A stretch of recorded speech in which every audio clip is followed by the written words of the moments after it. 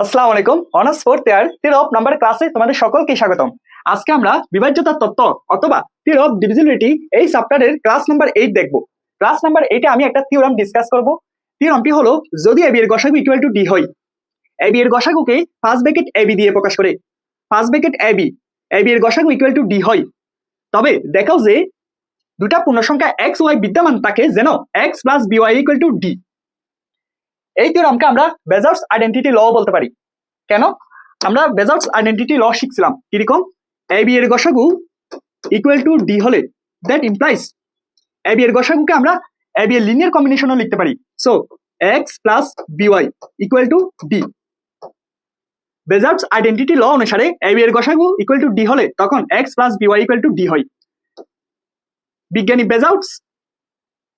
বেজলস এই থিওরামটি আবিষ্কার করছিল, এজন্য এই লকে বেজলস আইডেন্টিটি ল বলে।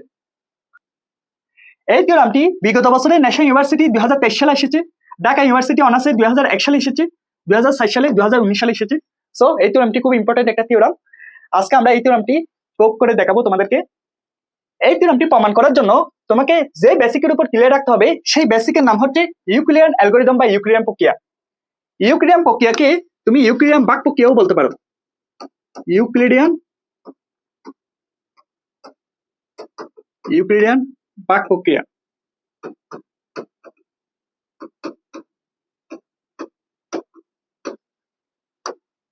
ইউক্লিডিয়ান প্রক্রিয়া অথবা ইউক্লিডিয়ান বাক প্রক্রিয়া। ইউক্লিডিয়ান বাক প্রক্রিয়া মানে হলো বাক প্রক্রিয়া বারবার অ্যাপ্লাই করা। ইউক্লিডিয়ান বাক প্রক্রিয়া, যেখানে বাক প্রক্রিয়া আমরা বারবার অ্যাপ্লাই করব। বাক প্রক্রিয়া বারবার অ্যাপ্লাই করার প্রসেস হচ্ছে ইউক্লিডিয়ান প্রসেস। সো আমরা বাক প্রক্রিয়া অ্যাপ্লাই করার জন্য দুইটা সংখ্যা ধরি, এ বি দুটা সংখ্যা, এ বি দুটা পূর্ণ সংখ্যার মধ্যে বিদ্যমান। আরো স্পেসিফিক ভাবে বলতে গেলে এ বি দুটা ধনাত্মক পূর্ণ সংখ্যার মধ্যে বিদ্যমান। ধনাত্মক পূর্ণ সংখ্যাকে ন্যাচারাল নাম্বারও বলে, মানে স্বাভাবিক সংখ্যা। এ বি দুটা স্বাভাবিক সংখ্যা অথবা এ বি দুটা ধনাত্মক পূর্ণ সংখ্যা। দুটা সংখ্যা আমি এ বি ধরে নিলাম, এই দুটা সংখ্যার মধ্যে আমি বাক প্রক্রিয়া অ্যাপ্লাই করব। কিভাবে বাক প্রক্রিয়া অ্যাপ্লাই করব সেটা দেখো। ভাজক ডিভাইজরকে আমি বি ধরলাম, ডিভাইজর বা ভাজককে আমি বি ধরলাম, বি দিয়ে একে ভাগ করব। ভাগফল কোষণের কিউ হবে, বির সাথে কিউ মাল্টিপ্লাই করলে বি কিউ, এ থেকে বি কিউ মাইনাস করলে ভাগশেষ রিমাইন্ডারের আর হবে। এটা একটা বাক প্রক্রিয়া। এই বাক প্রক্রিয়ার মধ্যে আমি প্রত্যেকটা সংখ্যার পরিচয় দিচ্ছি। দেখো, বি হচ্ছে ভাজক, এ হচ্ছে ভাজ্য, কিউ হচ্ছে ভাগফল বা কোষণ, কোষণের প্রথম অক্ষর কিউ দিয়ে প্রকাশ করলাম, আর হচ্ছে রিমাইন্ডার বা ভাগশেষ, রিমাইন্ডারের প্রথম অক্ষর আর দিয়ে প্রকাশ করলাম। এই বাক প্রক্রিয়াটা আমরা বারবার অ্যাপ্লাই করব। কিভাবে বাক প্রক্রিয়া অ্যাপ্লাই করব সেটা দেখো। ভাগশেষ আর দিয়ে আমি তার আগের ভাজক বি কে ভাগ করব, আর দিয়ে বি কে ভাগ করব।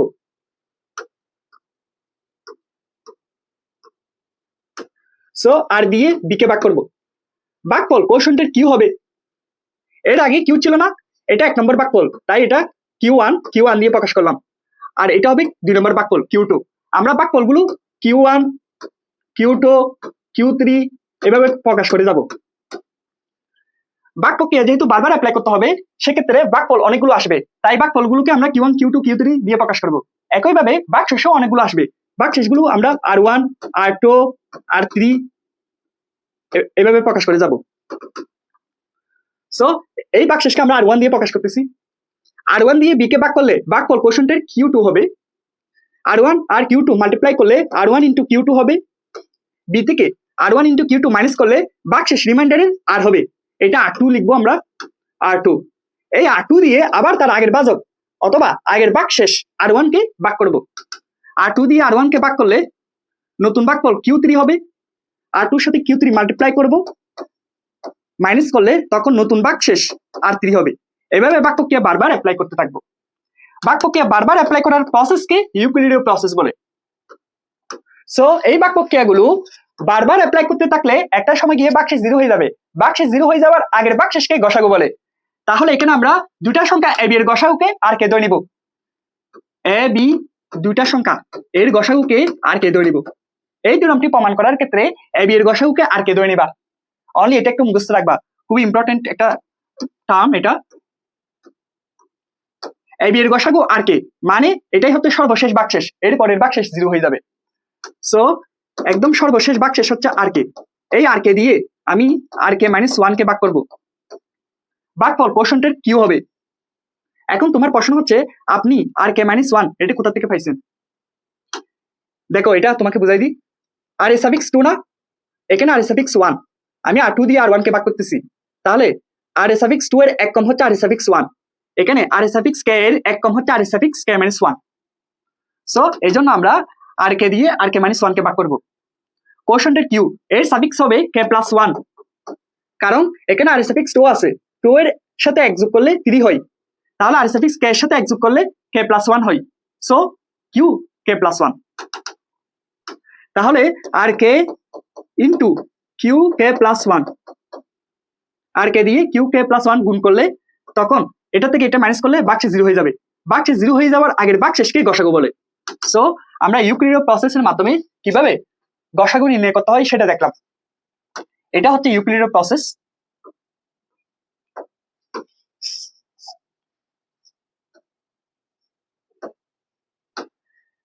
এই ইউক্লিডীয় প্রসেসের মধ্যে এই বাক প্রক্রিয়াগুলো আমরা এক লাইনে বাক প্রক্রিয়া কনভার্ট করব।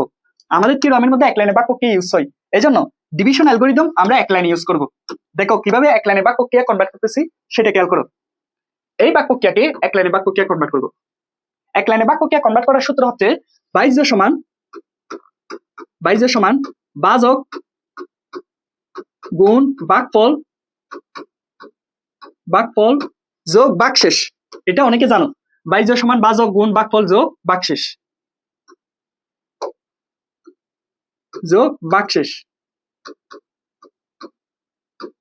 বাকশেষ, তাহলে এই বাক প্রক্রিয়ার মধ্যে এ হচ্ছে বাইজ, তাই এ ইকুয়াল টু বাজক হচ্ছে বি, বাকফল হচ্ছে Q one, so B into Q one হবে, প্লাস বাকশেষ হচ্ছে R one, so R one হবে। এটাই হচ্ছে এক লাইনে বাক প্রক্রিয়া। এভাবে এক লাইনে বাক প্রক্রিয়াগুলো আমরা বারবার ইউজ করব। এইখান থেকে তুমি দেখে দেখে এক লাইনে বাক প্রক্রিয়াগুলো লিখতে পারবা। এছাড়াও তুমি এই বাক প্রক্রিয়া লাইনটা লিখলে এরপরে বাক প্রক্রিয়া লাইনগুলো ইজিলি লিখতে পারবা। কিভাবে সেটা দেখো, বাজককে বাইজের জায়গায় নিয়ে আসবো, বাকশেষকে বাজকের জায়গায় নিয়ে আসবো, এভাবে করে বাক প্রক্রিয়া লাইনগুলো লিখবো। এটাই হচ্ছে টেকনিকটা আমি আবার রিপ্লাই করি। বাজককে বাইজের জায়গায় নিয়ে আসবো, বাকশেষকে বাজকের জায়গায় নিয়ে আসবো, এভাবে করে। সো লিখি, বাজক বি কে বাইজের জায়গায় নিয়ে আসবো, তাহলে বি ইকুয়াল টু বাকশেষ আর ওয়ান কে বাজকের জায়গায় নিয়ে আসবো, আর ওয়ান ইন্টু নতুন বাকফল কিউ টু প্লাস নতুন বাকশেষ আর টু, এভাবে করে বাক প্রক্রিয়া লাইনগুলো লিখবো। আবার দেখো, আর ওয়ান বাজককে বাইজের জায়গায় নিয়ে আসবো, আর ওয়ান ইকুয়াল টু বাকশেষকে বাজকের জায়গায় নিয়ে আসবো, আর টু ইন্টু নতুন বাকফল কিউ থ্রি নতুন বাকশেষ আর থ্রি হবে। সো এভাবে করে তুমি বাক প্রক্রিয়া লাইনগুলো লিখতেই থাকবা। একটা সময় গিয়ে বাকশেষ জিরো হয়ে যাবে, বাকশেষ জিরো হয়ে যাওয়ার আগের বাকশেষকে গসাগু বলে। আমরা এবি এর গসাগুকে আর কে ধরে নিব, এবি এর গসাগু আর কে, তার মানে আর কে হচ্ছে সর্বশেষ বাকশেষ। সো সর্বশেষ বাকশেষ যদি আর কে হয়, এটা হচ্ছে সর্বশেষ বাকশেষ, এরপরে বাকশেষ তো জিরো হয়ে যাবে, তাহলে সর্বশেষ বাকশেষ আর কে এই লাইনটা কিভাবে লিখবো সেটা দেখো। এখানে খেয়াল করো, এখানে আর সাফিক্স 3 আছে না, এখানে কিউ সাফিক্স 3 আছে, সো এই সাফিক্স সেম, তাহলে আমরা প্লাস দিয়ে, আমি এটা একটু সুন্দর করে লিখি, দেখো প্রথমে ডট ডট দিব, সর্বশেষ বাকশেষ আর কে, এখানে আর সাফিক্স 3 আছে আর এখানে কিউ সাফিক্স 3 সেম, এইজন্য আমরা সাফিক্স সেম করব, কিউ সাফিক্স কে হবে, আর সাফিক্স টু মানে 3 এর এক কম হচ্ছে 2, তাই এখানে কে এর এক কম হচ্ছে আর কে মাইনাস 1 হবে, তাই না, ইকুয়াল টু আর সাফিক্স 1, এখানে আর সাফিক্স 3 এর এক কম না, 3 এর 2 কম হচ্ছে 1, সো আর সাফিক্স কে এর 2 কম হবে কে মাইনাস 1, তাহলে আর কে মাইনাস 1। এরপরে লাইনটা লিখবো, সাফিক্সের সাথে এক যোগ করব, কে মাইনাস এর সাথে এক যোগ করলে আর কে হবে, অর্থাৎ এভাবে করে লিখবো আর কি। এই বাজককে বাইজ জায়গায় নিয়ে আসবো,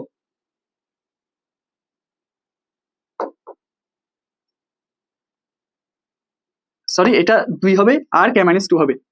এই বাজককে বাইজ জায়গায় নিয়ে আসবো, তখন আর কে মাইনাস 1 ইকুয়াল টু বাকশেষকে বাজকের জায়গায় নিয়ে আসবো, আর কে কিউ নতুন বাকফল হবে কিউ কে প্লাস 1, এক করে বৃদ্ধি পাবে, এই যে এক করে বৃদ্ধি পাইছে না, এক করে বৃদ্ধি পাবে। এরপরে বাকশেষটা কি হয়ে যাবে, 0 হয়ে যাবে। সো এভাবে করে তুমি এক লাইনে বাক প্রক্রিয়াগুলো লিখতে পারো।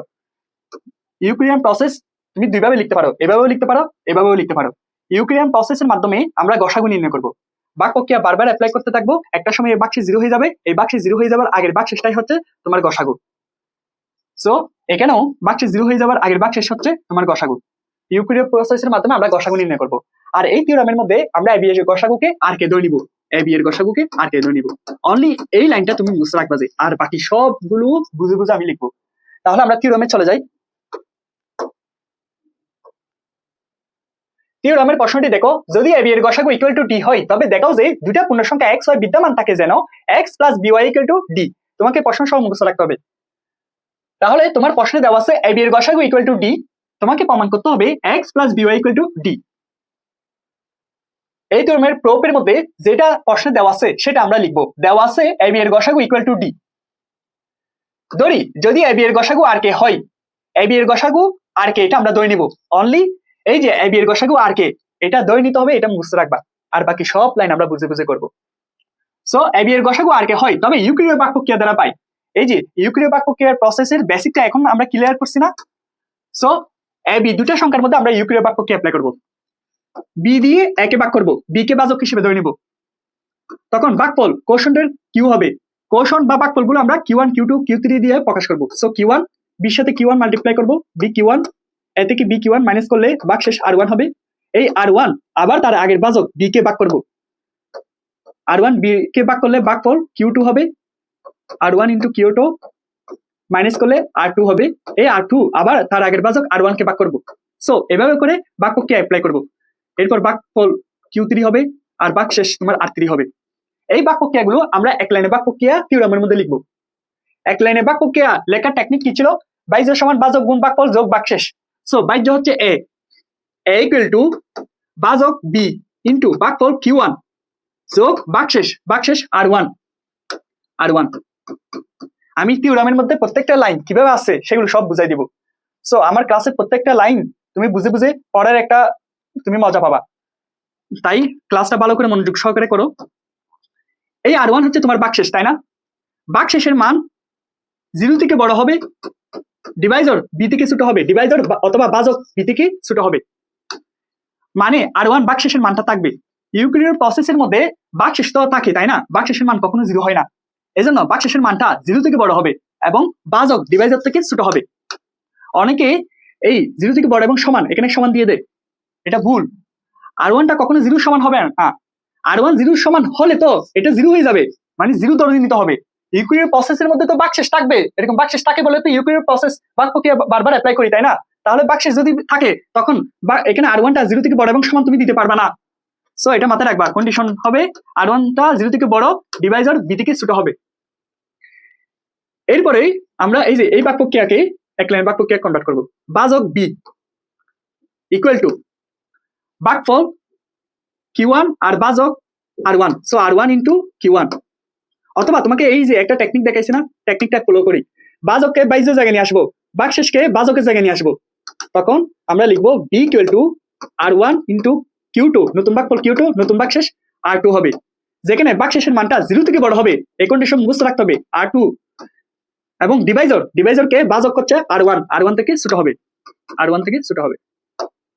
সো ভাগ প্রক্রিয়া লাইনগুলো কিভাবে লিখতেছি তোমরা বুঝতে পেরেছো আশা করি। দেন ভাজককে বাইজের জায়গায় নিয়ে আসবো, তাহলে R1 ইকুয়াল টু ভাগশেষকে ভাজকের জায়গায় নিয়ে আসবো।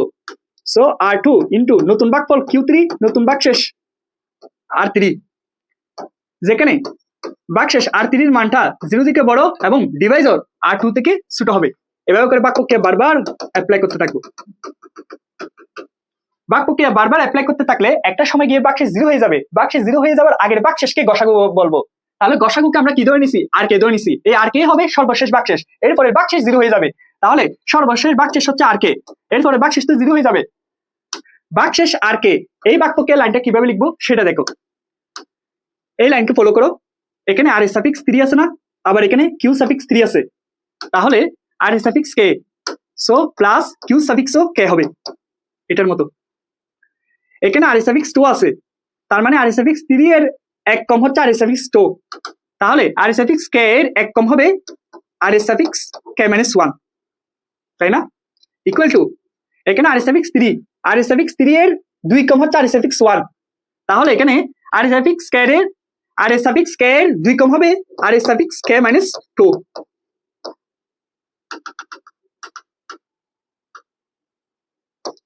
আর কে মাইনাস 2। সো এই বাক্যকে লাইনটা কিভাবে লিখছি বুঝতে পারছো আশা করি। এখানে ভাগশেষ আর কে, এই আর কে এর মানটা 0 থেকে বড় হবে, ডিভাইজর হচ্ছে আর কে মাইনাস 1, ডিভাইজর আর কে মাইনাস 1 থেকে ছোট হবে। এরপরে ভাগশেষটা 0, এরপরে ভাগশেষটা 0। এরপরে বাক্যকে লাইনটা লিখবো এই আর সাফিক্স এর সাথে এক যোগ করব, মানে উপর থেকে নিচের দিকে অগ্রসর হলে সাফিক্সের সাথে এক যোগ করে করে অগ্রসর হব, তাই আর সাফিক্স এর সাথে এক যোগ করব, তখন আর কে এক যোগ করলে কে মাইনাস 1 হবে equal to R K Q K plus 1, মানে লেখা বেশি বিশ্রী হয়ে যাচ্ছে আজকে, প্লাস 0 এভাবে করে লিখবো। অথবা তোমাকে এই একটা টেকনিক দেখেছি, এই টেকনিকটার মাধ্যমে তুমি লিখতে পারো, এই বাজককে বাইজুর জায়গায় নিয়ে আসবো, তখন হবে আর কে মাইনাস 1 ইকুয়াল টু ভাগশেষকে বাজকের জায়গায় নিয়ে আসবো, টেকনিকটা এরকম ছিল জানা, আর কে ইন্টু নতুন ভাগফল কিউ কে প্লাস 1 হবে, নতুন ভাগফলগুলো 1 2 3 এরকম বৃদ্ধি পায় না, তাই কে কে প্লাস 1 হবে, এরপর ভাগশেষটা 0। সো ইউক্লিডীয় প্রসেস কিভাবে লিখছি সেটা বুঝতে পারছো, দুইটার সংখ্যার মধ্যে ইউক্লিডীয় প্রসেস গুলো লিখে ফেলবো এইভাবে। এই যে দেখো আমি এখানে সাজায় লিখছি, তোমরা এখান থেকে দেখে নিতে পারো। দেন আমরা লিখবো a equal to bq1 plus r1, এই লাইনটা লিখবো, তাই আমরা লিখবো এখানে a equal to bq1 plus r1, এখান থেকে আমরা r1 এর মানটা বের করব, r1 এর মানটা বের করি, that implies r1 equal to a minus bq1 কে সমান চিহ্নের বাম পাশে নিয়ে গেলে মাইনাস bq1 হবে, ইকুয়াল টু এর সাথে 1 গুণ আছে প্লাস দিয়ে b এর সাথে আমরা মাইনাস q1 লিখতে পারি, এর সাথে যা গুণ থাকবে তাকে আমরা x1 দ্বারা প্রকাশ করব, b এর সাথে যা গুণ থাকবে তাকে আমরা y1 দিয়ে লিখব, পরিচয় দিব, যেখানে x1 এর মান কত y1 এর মান কত সেগুলো পরিচয় দিব।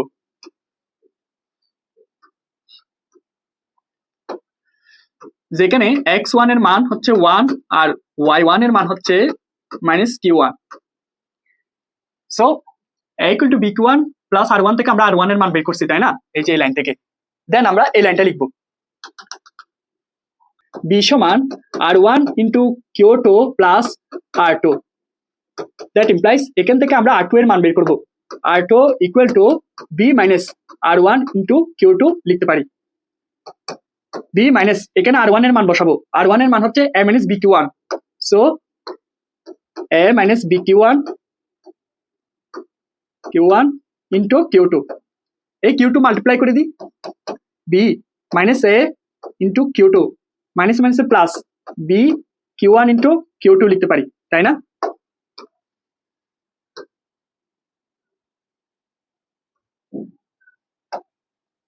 এই লাইনটাকেও আমরা x প্লাস by এরকম ফরম্যাটে নিয়ে আসবো, তাই আমরা প্রথমে a লিখি, এর সাথে কি গুণ আছে মাইনাস q2 গুণ আছে, প্লাস b লিখবো, b এখানেও আছে b এখানেও আছে, bটা কমন নি, তখন 1 প্লাস q1 ইন্টু q2 লিখতে পারি, এই b 1 এর সাথে গুণ করলে b q1 ইন্টু q2 এর সাথে গুণ করলে b q1 ইন্টু q2 হবে, মাইনাস q2 কে আমরা x2 ধরি প্লাস b ইন্টু এই রাশিকে আমরা y2 ধরি, যেখানে পরিচয় দিতে হবে, যেখানে x2 পরিচয় দিব, x2 equal to minus q2, x2 এর মান হচ্ছে মাইনাস q2, y2 কাকে ধরলাম এটাকে ধরলাম, সো y2 এর পরিচয় দিই, y2 equal to 1 plus q1 into q2, এভাবে করে আমরা পরিচয় দিব। সো এই যে এই লাইন থেকে আমরা r2 এর মান বের করছি, এর আগে আমরা r1 এর মান বের করছি, এভাবে করে আমরা r3 r4 rk এগুলোর মান বের করে ফেলতে পারবো, এগুলোর মানও তোমার এই যে r3 এর মানও x3 by3, আবার এরপরে x4 by4 এভাবে করে আসতে থাকবে আর কি, যখন r1 হয়েছে তখন x1 প্লাস by1 হয়েছে, যখন R2 তখন x2 by2। এরপরে R3 equal to x3 plus by3 হবে, R4 equal to x4 plus by4 হবে। এভাবে করে আমরা লিখবো। সো তোমরা প্রথমে এগুলো লিখবা, তারপর এই যে এই লাইনগুলো লিখবা। এরপরে একইভাবে R3 equal to x3 plus by3, যেখানে x3 y3 belongs to z হবে। R4 equal to x4 plus by4, যেখানে x4 y4 belongs to z হবে। সো এইভাবে করে চলতেই থাকবে, ভাগশেষগুলোর মান এভাবে করে চলতে থাকবে। সর্বশেষ ভাগশেষ আর কে এর মানও এরকম হবে। এটা কিভাবে লিখবো দেখো, আর K equal to a x কে হবে প্লাস b y কে হবে। পরিচয় দিব, যেখানে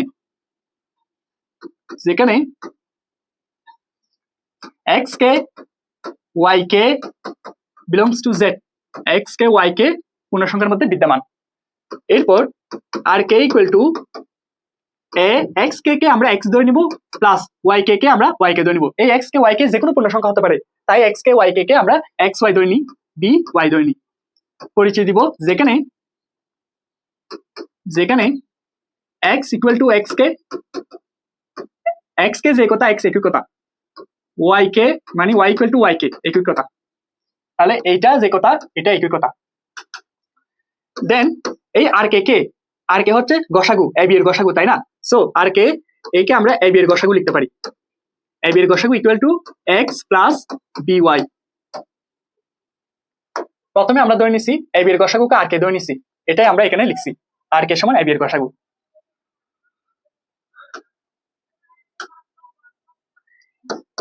আবার এই ab এর গসাগুকে d লিখতে পারি, d, কারণ এই যে দেওয়া আছে ab এর গসাগু ইকুয়াল টু d, তাই না? তাই আমরা ab এর গসাগুকে d লিখব, d সমান x প্লাস by। এভাবে করে থিওরামটা প্রমাণ করা হয়েছে।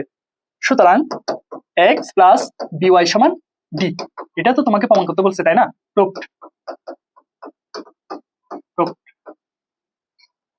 এই থিওরামটা আমরা ফান্ডামেন্টাল ম্যাথমেটিক্স থেকে প্রমাণ করছি।